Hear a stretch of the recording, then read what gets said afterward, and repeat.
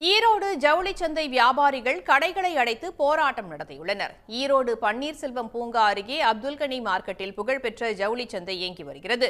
இந்த ஜவுளி சந்தை கடந்த ஆண்டு புதிய வணிக வளாகத்திற்கு இடமாற்றம் செய்யப்பட்டு அந்த வளாகத்தில் மொத்தம் 240 கடைகள் வணிகர்களால் நடத்தப்பட்டு வருகின்றன. அங்கு அடிப்படை கட்டமைப்பு வசதிகளை ஏற்படுத்தி தர வேண்டும், வாடகையை குறைக்க வேண்டும் என்பன உள்ளிட்ட கோரிக்கைகளை வியாபாரிகள் வலியுறுத்தி வருகின்றனர். இந்த கோரிக்கைகளை வலியுறுத்தி திடீரென கடைகளை அடைத்து போராட்டத்தில் ஈடுபட்டனர்.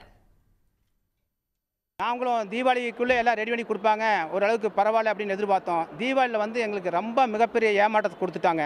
என்ன காரணம் கேட்டீங்கன்னா, வழித்தடங்கு பண்ணல, வெளியே ரோட்டு கடை திரும்பி விட்டாங்க. உள்ளுக்குள் நாங்கள் இவ்வளோ அட்வான்ஸ் இவ்வளோ வாடகை கட்டி உள்ளுக்குள்ள சமாளிக்க முடியாத ஒரு காரணத்தினால் இன்றைக்கி ஒரு முடிவெடுத்து மாநகராட்சிக்கு ஒரு கோரிக்கை, ஒரு 10 கோரிக்கைகள் 11 கோரிக்கை மாநகராட்சி வைக்கிறோம். நடக்காத பட்சத்தில் வருகின்ற 9ஆம் தேதி கடைகளெல்லாம் அடைத்துவிட்டு உள்ளிருப்பு போராட்டம், களவரையாட்ட போராட்டம் நடத்தலாக உத்தேசியுள்ளோம். ஜவுளி வணிகர்கள் கோரிக்கைகள் நிறைவேற்றப்படவில்லை என்றால் வரும் 9ஆம் தேதி கனி மார்க்கெட்டில் உள்ள அனைத்து கடைகளையும் அடைத்துவிட்டு உள்ளிருப்பு போராட்டத்தில் ஈடுபடுவோம் என்றும் வியாபாரிகள் அறிவித்துள்ளனர். செய்திகளை தெரிந்து கொள்ள சன் நியூஸ் பெல் ஐகானை கிளிக் பண்ணுங்க.